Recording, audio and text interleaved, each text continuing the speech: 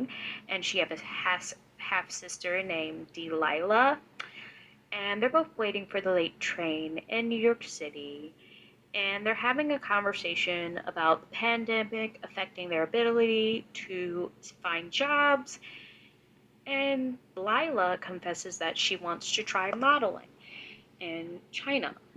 And so Delilah has been for the past few months or so since the pandemic become a thing. Delilah is very like, oh, I'm gonna do some modeling and maybe I can make an extra buck or so.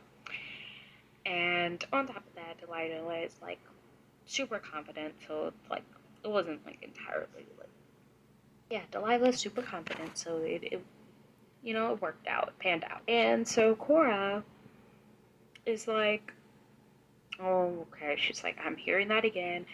Her herself thinks that the whole entire dream that Delilah has and that the modeling thing is just kind of like absurd and it's unrealistic. So Delilah straight up basically tells Cora that she's going to be leaving her to her own devices, and that terrified Cora.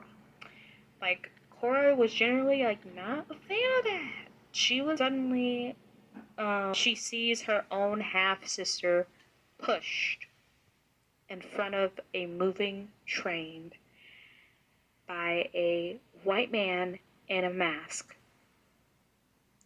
She remembered his eye. The last thing he said was "bat eater" as he pushed her and ran off.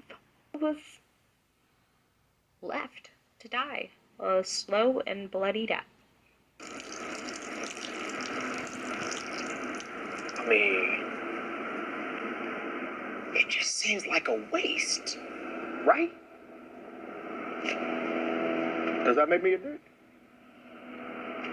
Okay, I'm a dick. Okay, I'm a dick. That really took a number on Cora. And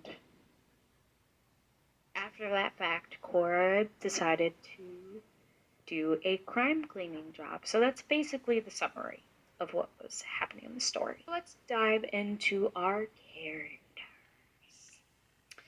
So Cora is actually the female lead, and we know that she's half Chinese and white, which we see that leads, like, that's a major thing about her. As we notice in the book, it's a major thing. It creates a lot of the problems in the novel.